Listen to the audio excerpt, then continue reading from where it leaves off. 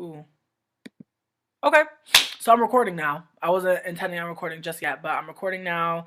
And I want to say that I want to just give a shout out to everybody that really appreciated the last video I made like an hour ago. When everyone else was in the Ustream, when I was talking about the white parents of like POC children of children of color. Um and I really, that's a part one because I really wanted to get into what happens to brown folks who are caring for white folks, and like how like it can really be devastating to be the caretaker of a white child in our society, because it's completely full of like, just like vitriol and cruelty and just like disbelief and suspicion.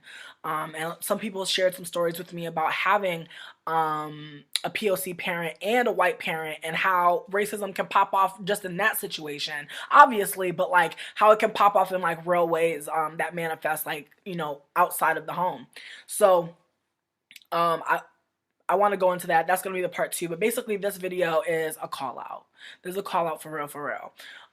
Basically, I got hired at this job in New Orleans um, earlier this year, like in September. And when I saw the listing online, it said, magic shop looking for like a cashier, looking for like a part-time work, part-time cashier. So I was like, I have worked a cash register machine before. I figured it wouldn't really be a big deal, but also I'm really interested in learning more about voodoo and paganism and, the occult. So I really wanted to be able to get into a space where I was able to have magical tools at my disposal. And also the discount was looking good. But also I needed a job, point blank, I needed a job, but it was also kind of cool to be in a space where where I feel like I could get some healing, some tools, some literature, some knowledge. I just felt like it was such a blessing and I was supposed to be there. Now, when I interviewed for the job, I told y'all in one video I didn't think I was going to get it because the woman was asking me, all I knew about Halloween. And honestly, like, I don't know a lot about Halloween, but that's mainly because I live in America and Halloween here is some bullshit. You know what I mean? Halloween here is like some bullshit. I think like there are, or rather at this point it's some bullshit, you know what I mean? And she wanted me to go into the history of Halloween, and I just didn't give a fuck to know about Halloween, and I just didn't know. But what I said, what got me the job, I suppose, was that I said that's a time for all, hallowed souls to be together. And that's the truth. But I didn't go into everything. And she was like, okay, okay. She was giving me a side eye, like she really didn't want to feel me. But when I got the job, I was really excited, but I noticed right away, how shit was like gonna be fucked up. And I think it's interesting to say that like when you start a job and someone tells you that their boss, your boss's boss, is an asshole or a self-proclaimed bitch or is fucked up and grimy and like, I wish at that time I had the ability to walk away from that job, because I kind of was like, I'm only working part-time. Like, I really shouldn't have to deal with someone who professes that they're a self-proclaimed bitch, that they're an asshole, that they like verbally abuse folks. I shouldn't have to hear that and say, okay, you know what I mean? I should be able to report that shit, you know what I mean? Get some justice, but that's not how the world is, okay? The world is like, you're broke, you go and apply for a job, and the person blatantly tells you that there's a person who owns the fucking whole shop that is rude as fuck and horrible and knows it and doesn't give a fuck. So I, as I said, broke, couldn't really make a decision. So I decided to just take the job. And the whole time I'm telling the person who's interviewing me, I was like, I could sell honey to a bee. I could sell salt to a slug. I was like, all you need to do is just trust in me. I will sell, and just, keep the shop looking good. And, she seemed to be impressed with my can-do attitude. You feel me? When in doubt, can do. When in doubt, can do. Tell the folks you can do the shit, okay? That's what they want to hear. They want to hear that you got this shit. So going to the shop, and at first, I'm having like a seemingly easy breezy time, but I find out right away, like literally my second day of working that I had to be by myself. Like my first day of training, I came in and helped somebody close the shop, and then I came in early and watched somebody open the shop and chilled for like an hour. But then that real first like shift by myself, I was by myself. And I really didn't know the register that well, and I was just holding it down. You know what I mean? I was banging it out. I was still trying to work it out. But I noticed that, you know, in the shop, you know, where I was working, they had a lot of things in there that I thought were interesting. Like, for instance, they have a lot of Mary LaVue shit, right? But all of it's made by white folks. Like, all of the Mary LaVue paintings, all of the Mary LaVue spirit boards, all of the Mary LaVue soaps and fucking fragrance sprays and all this stuff is made by white folks. And they're using Mary LaVue's name to legitimize their bullshit ass fucking sprays and soaps and all types of things. Um, but they're not at all like giving any coin to any kind of foundation, any kind of House of LaVue, any kind of, you know, positive retribution they could give back to the Mary LaVue estate. Like, not at all. Like, they don't give a fuck. And I'm just noticing they're sucking the fucking tit of Mary LaVue all up in this shop because all they want to do is show Mary LaVue's face with a fucking head wrap on and a little gold earring looking stern. That's what it is. A lot of black imagery in there. They have like these black corn husk dolls, these black broom dolls. They have all these things in there that give you this very like quote unquote authentic vibe, but it's bullshit and fuckery because in reality, all they care about is what these black folks can do for their authenticity. And what I mean by that is to say, if you go to the hexwitch.com website and you look up tarot card readers, you'll notice that they only have a picture of one bitch, and that's Miss Denise. And the only reason why they have that picture of her is because she's the only one who holds it the fuck down. The rest of the card readers, while they are good folks, they're not going to put on that traditional voodoo priestess, witch doctor-esque fucking kente cloth dress and give people that African realness. So right off the bat, you know, Miss Denise, when we started talking, she told me the tea. She told me that when the white dude opened up the store, he was going around the French Quarter looking to find a black bitch that he could fucking exploit and fucking use. And it's interesting to me also that for each fucking tarot card reading, they offer a discount of $5 off if you have a coupon. But you really just have to say, I saw the coupon. You just have to say you saw it and they give it to you, right? And for every, let's say a reading costs like $30 for half an hour and fucking $60 for a half an hour. Now you can get $5 off, but it don't matter because Miss Denise only get $15 of that 30 and fucking 25 of that 60.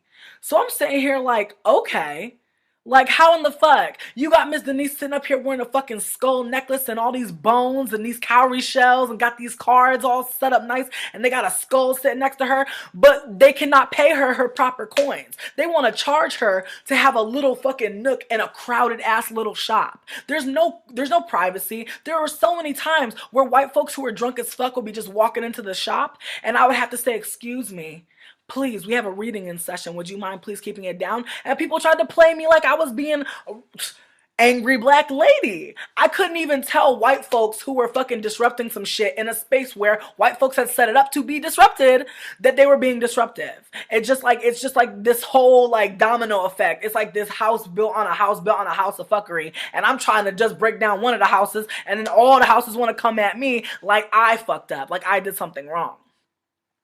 So with that said, you know, I'm in a situation where it's me and this other black woman, right? And, you know, the whole time, you know, me and her were just like trying to look out for each other, you know, and when I first started working, she realized that I would be hungry sometimes. And I feel like she very much is a spiritual and magical being in that she could anticipate everything that I was thinking. Like I would sit there and I would be wanting a cigarette and she would pop up out of nowhere and just hand it to me and be like, girl, I heard you.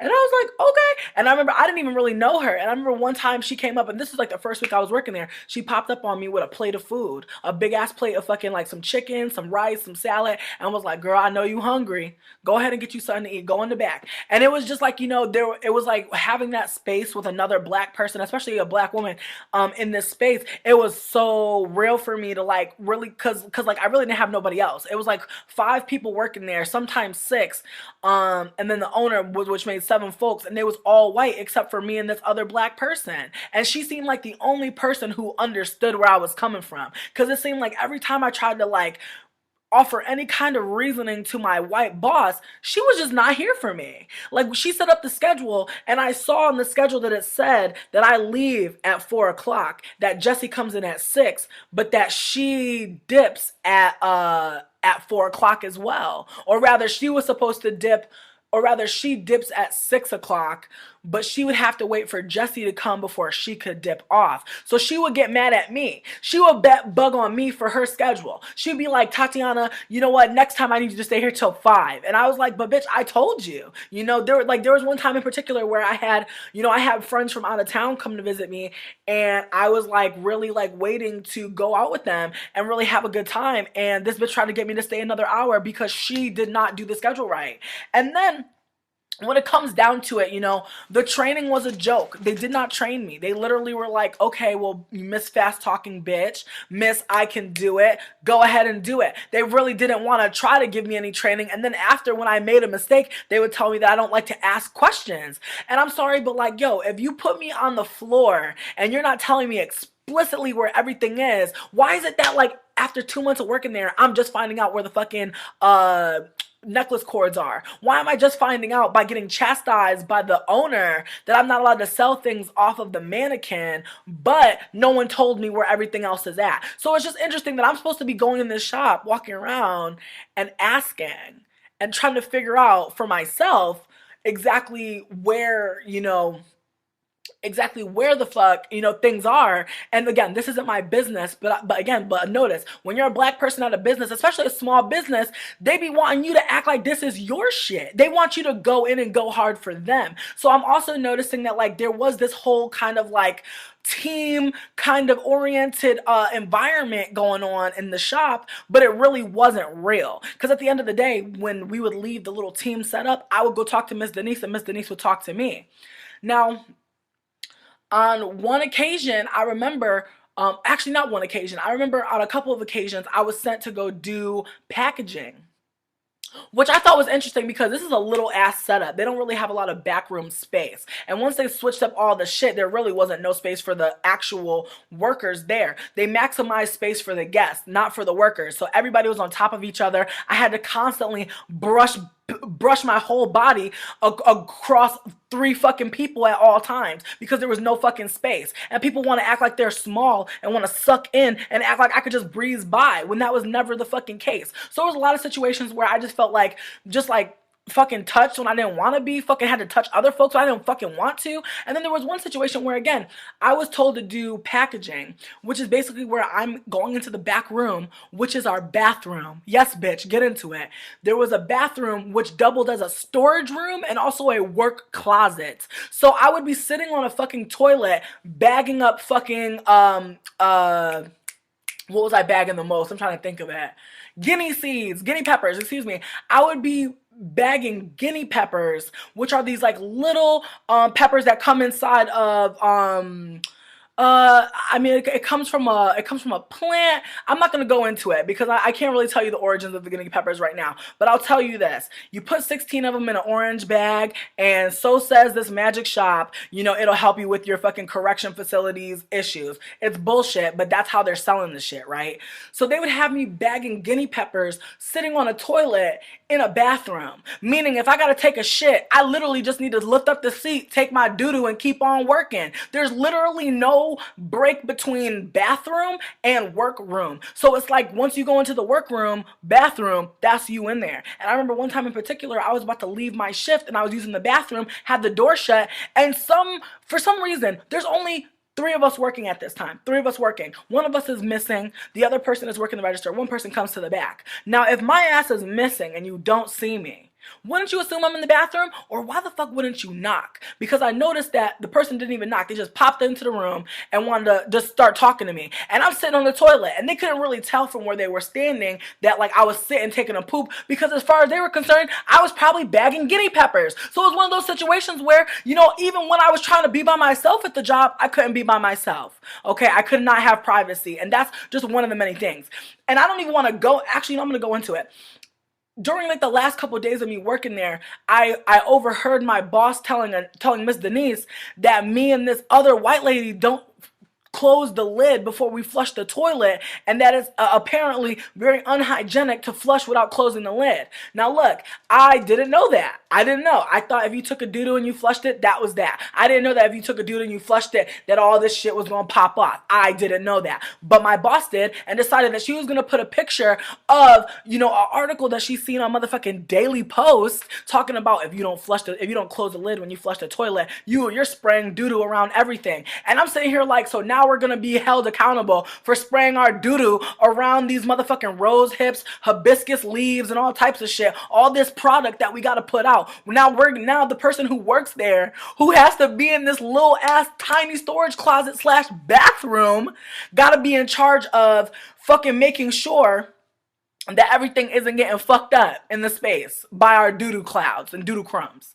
So I was just like, okay. I'm like, nobody obviously wants to be spraying around booty pebbles. Nobody wants to be, you know, getting shittamon crunch and shit all over the stuff. But at the same time, it's like, hold up. It's like, why couldn't you just talk to us? Again, it was 7 people at most that worked there at any given time, and it was usually not that many. It was usually maybe 4 folks on staff.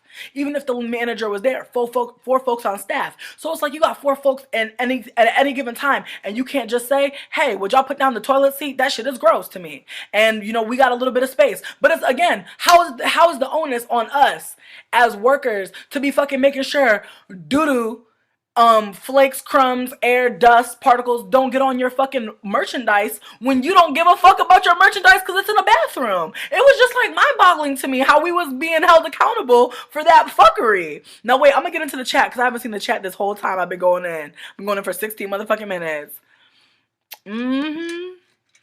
That is a mess. I'm dead. You said when you flush the toilet, water comes up 6 feet. Child, I didn't even know that shit. That's wild. Yes, this is the witch shop, child. Yes, it is. I'm talking about the witch shop.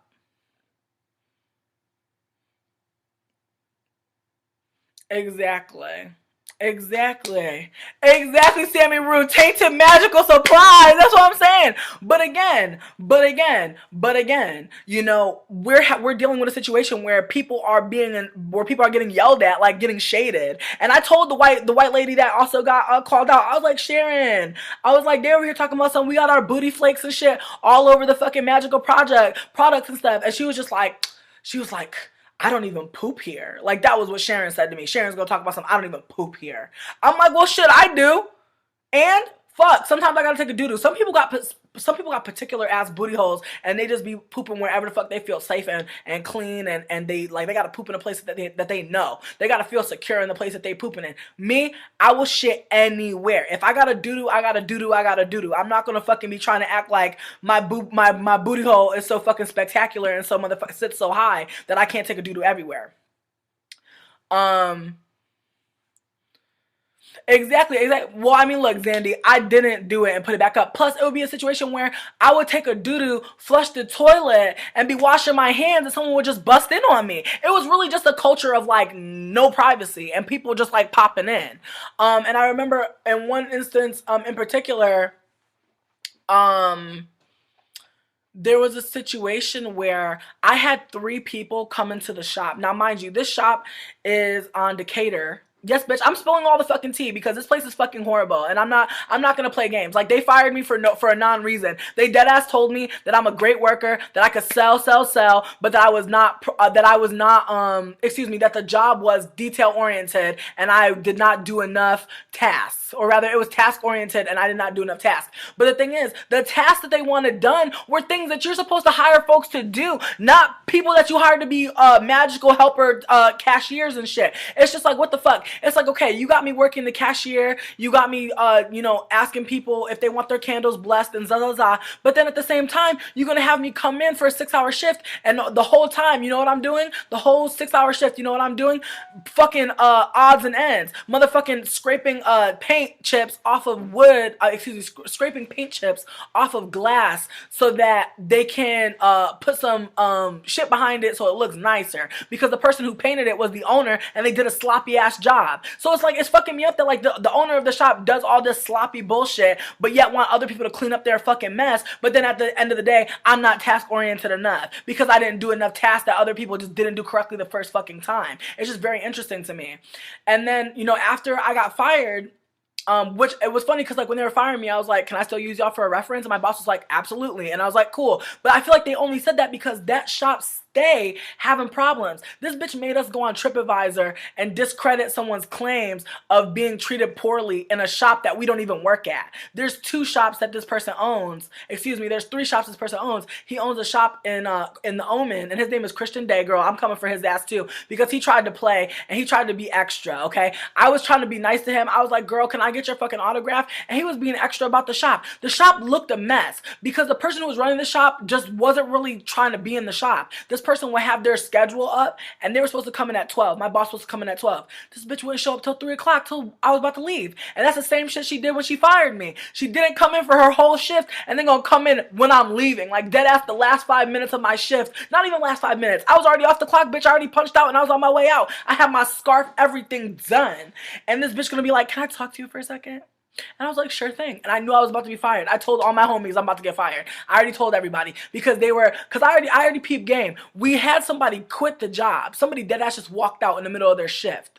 And then that's when my hours got vamped. Like I went from having 15 to 16 to 18 hours to working fucking 40 hours and shit. And they was working me to the fucking bone, right? But I'm not task oriented, right? They was working me to the fucking bone. And then the whole time they're working me to the bone, they're talking about, oh, we got interviews coming in, They had this black woman, I'm gonna speak on it. They had this black woman come in and they said to her, you know, that like they did the same thing they did to me. They had an interview and then they came and they had her do this thing where they ask you to pick out 3 things. They give you a situation that a customer comes in with and you got to pick out 3 magical items that's supposed to be helping them with their healing or spiritual work, whatever. And I told her, I was like, grab a book, because the bitch wants you to try to sell these books, bitch. Grab a book, grab some magical tools, but grab a book. And she did. And I thought she was going to get it because why, after she picked out her magical tools, instead of sending her home, they said to her, my boss was like, listen,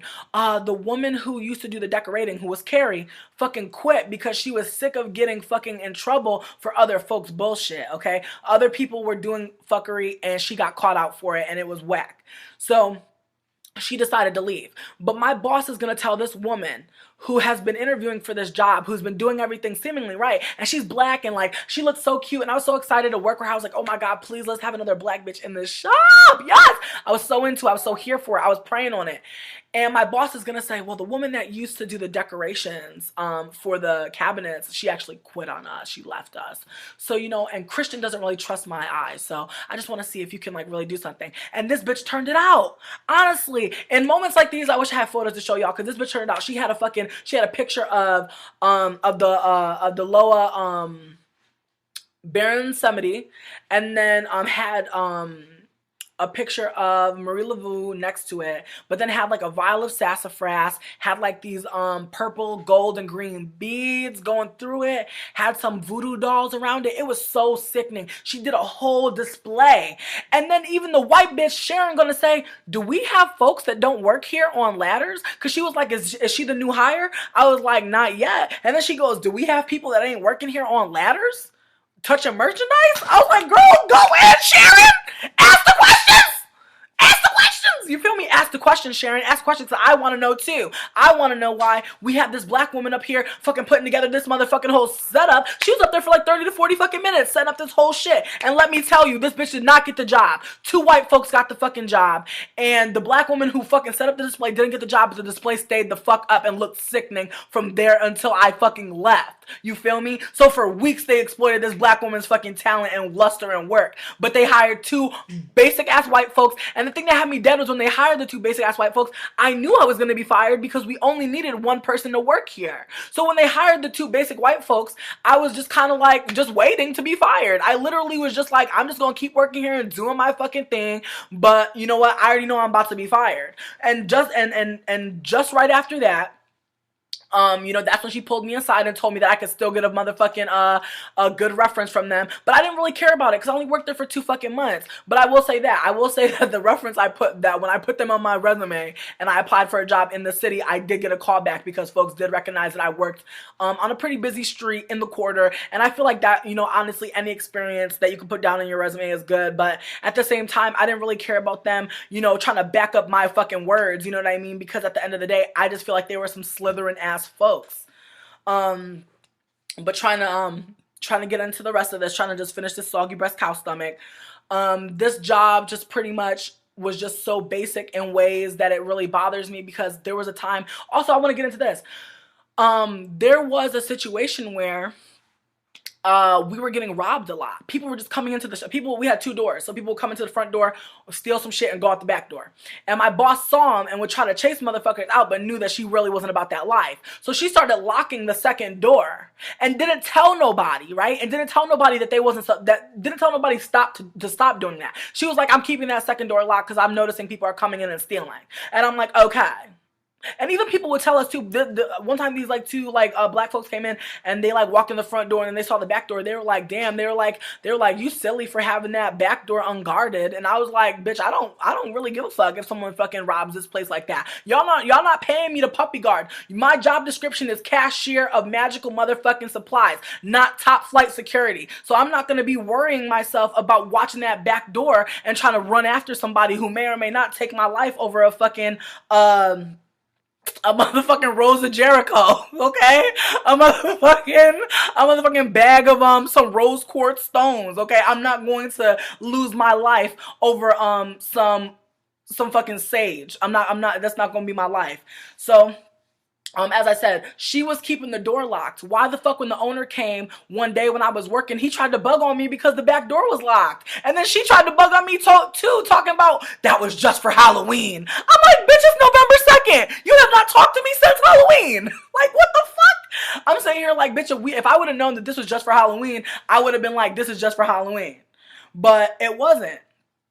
So I was just like, damn, you know, like that's just wild to me that these people, and it was one of those situations where because the boss said that he was an asshole, he said he was a self-proclaimed bitch, he had made it so that my boss was accepting of that shit. My boss was like, this nigga is like that, and that's how he's gonna be. And I'm just like, bitch, why don't you challenge that? But she would rather fucking work under an oppressive ass, gay, white, cis, patriarchal fuckery ass mess of a person and then fucking challenge the ways that could be pervasive and fucking exploitative to the black and brown folks that work for you, bitch. And that's 101 white feminism. This white lady was in charge, but she was not really in charge. She would not fucking even be at work. She would just be dipping. And then I remember Miss Denise was like, you should try to get her job. And I'm like, bitch, you know that nigga's not gonna hire me? He didn't even hire you. To be real, Miss Denise should be running the fucking shop because she knows every fucking thing. But the thing is, he don't trust that bitch to run the fucking shop. He would rather have a white bitch be in the shop running it and calling the shots and fucking it up than have a black lady who know every goddamn thing, who see every goddamn thing, be in some kind of fucking position of power. And like you can see it with the way he pays her, but you can also see it in the way that she watches the shop. I know Miss Denise said to me many times, don't fuck up in front of me because I'm telling. She let me know she was a snitch for the nigga, you know what I mean? She let me know that she was gonna watch his shit. But it just bugged me out how loyal Miss Denise was, how loyal this black lady was to this white man who got her off the streets and got her working in this little fucking nook and cranny of a fucking shop, and trying to go hard for him and try to watch out for his fucking merchandise, and this white lady could give a fuck. It just killed me to watch because I'm like, damn, this is how it be. And just like that, they hired 2 more white people and it was happily ever after, right? Girl, bye. I don't know. It just bugged me out too because like I remember the last day I was working, I had become friends with like these 2 random ladies who were like from out of town, and one of them was gonna go and apparently she was a model from New York who was gonna toss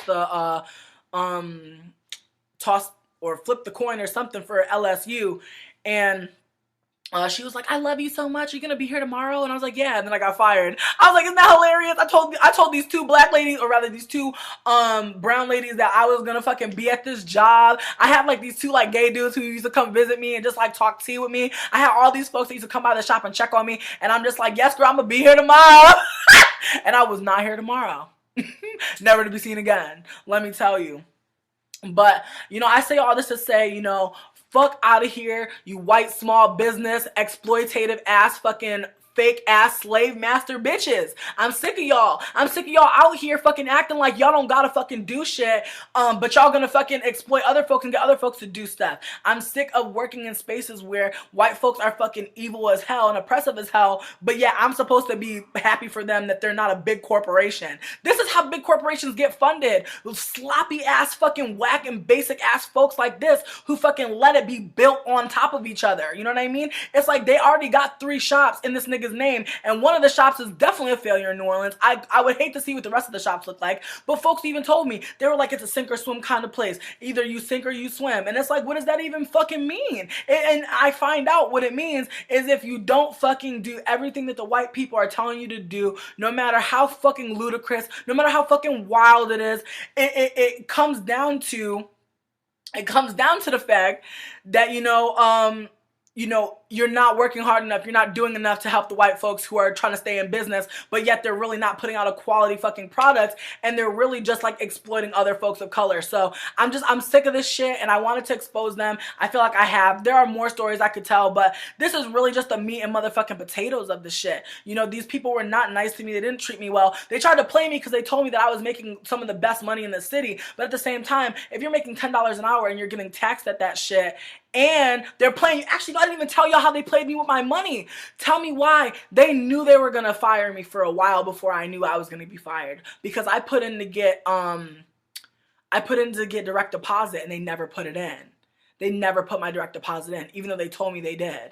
And when I didn't get my money, I had an overdraft in my fucking in my bank account, and I wasn't able to get that money. I wasn't able to do me. And I was just like, damn. I put in for direct deposit fucking 2 pay periods ago. How is it that my money didn't come through?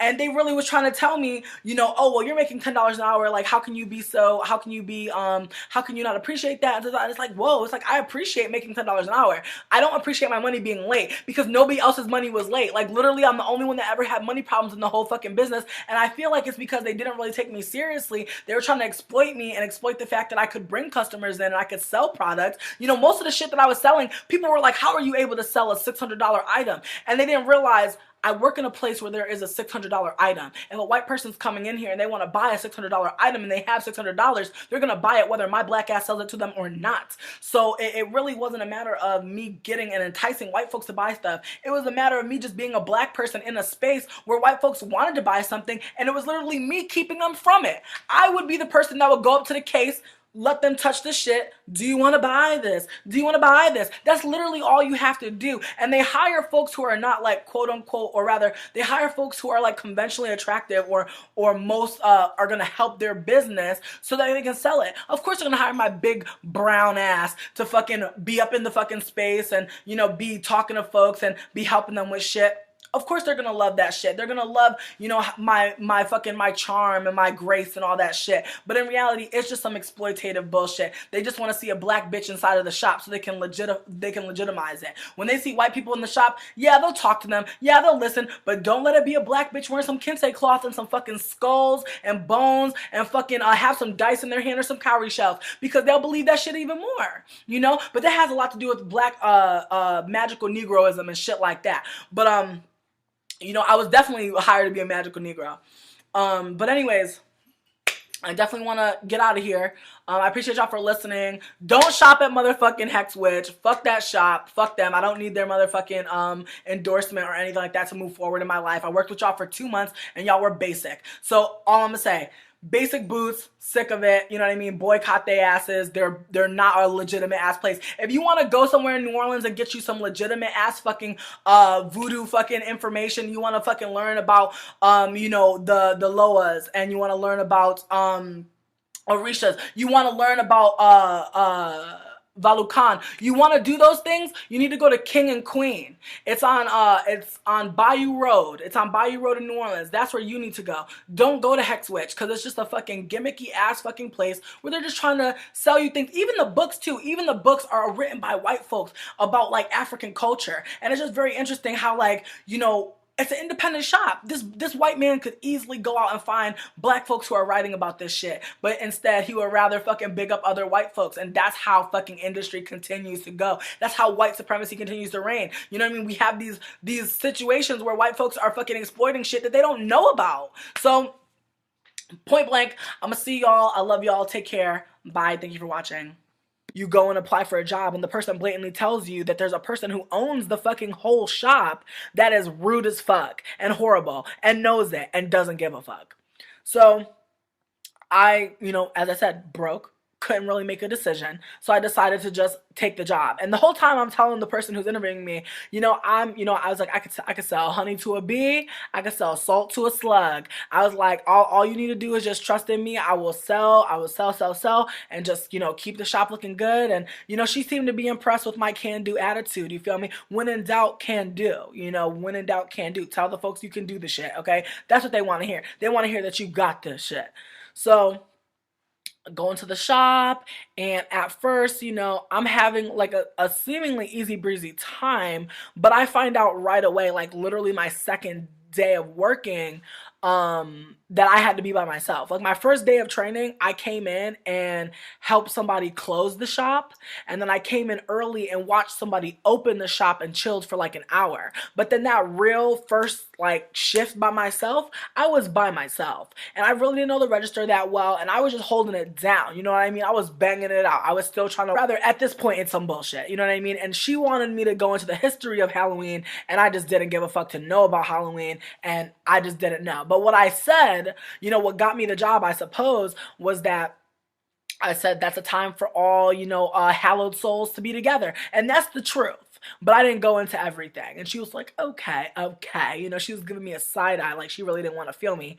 But when I got the job, I was really excited, but I noticed right away, how shit was like gonna be fucked up. And I think it's interesting to say that like when you start a job and someone tells you that their boss, your boss's boss, is an asshole or a self-proclaimed bitch or is fucked up and grimy and like, I wish at that time I had the ability to walk away from that job, because I kind of was like, I'm only working part-time. Like, I really shouldn't have to deal with someone who professes that they're a self-proclaimed bitch, that they're an asshole, that they like verbally abuse folks. I shouldn't have to hear that and say, okay, you know what I mean? I should be able to report that shit, you know what I mean? Get some justice, but that's not how the world is, okay? The world is like, you're broke. Ooh. Okay, so I'm recording now. I wasn't intending on recording just yet, but I'm recording now, and I want to say that I want to just give a shout out to everybody that really appreciated the last video I made like an hour ago, when everyone else was in the Ustream, when I was talking about the white parents of like of POC children, of children of color, and that's a part one, because I really wanted to get into what happens to brown folks who are caring for white folks, and like how like it can really be devastating to be the caretaker of a white child in our society, because it's completely full of like, just like vitriol and cruelty and just like disbelief and suspicion. And some people shared some stories with me about having a POC parent and a white parent, and how racism can pop off just in that situation, obviously, but like how it can pop off in like real ways that manifest like, outside of the home. So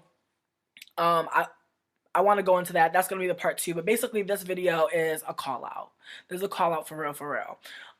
Basically, I got hired at this job in New Orleans earlier this year, like in September. And when I saw the listing online, it said, magic shop looking for like a cashier, looking for like a part-time work, part-time cashier. So I was like, I have worked a cash register machine before. I figured it wouldn't really be a big deal, but also I'm really interested in learning more about voodoo and paganism and the occult. So I really wanted to be able to get into a space where I was able to have magical tools at my disposal, and also the discount was looking good. But also I needed a job.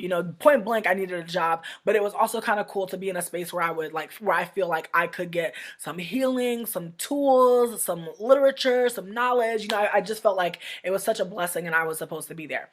Now, when I interviewed for the job, I told y'all in one video I didn't think I was going to get it because the woman was asking me, all I knew about Halloween. And honestly, like, I don't know a lot about Halloween, but that's mainly because I live in America and Halloween here is some bullshit. You know what I mean? Halloween here is like some bullshit. I think like there are, let's work it out. But I noticed that, in the shop, where I was working, they had a lot of things in there that I thought were interesting. Like, for instance, they have a lot of Mary LaVue shit, right? But all of it's made by white folks. Like, all of the Mary LaVue paintings, all of the Mary LaVue spirit boards, all of the Mary LaVue soaps and fucking fragrance sprays and all this stuff is made by white folks. And they're using Mary LaVue's name to legitimize their bullshit ass fucking sprays and soaps and all types of things. But they're not at all like giving any coin to any kind of foundation, any kind of House of LaVue, any kind of positive retribution they could give back to the Mary LaVue estate. Like, not at all. Like, they don't give a fuck. And I'm just noticing they're sucking the fucking tit of Mary LaVue all up in this shop because all they want to do is show Mary LaVue's face with a fucking head wrap on and a little gold earring looking stern. That's what it is. A lot of black imagery in there. They have like these black corn husk dolls, these black broom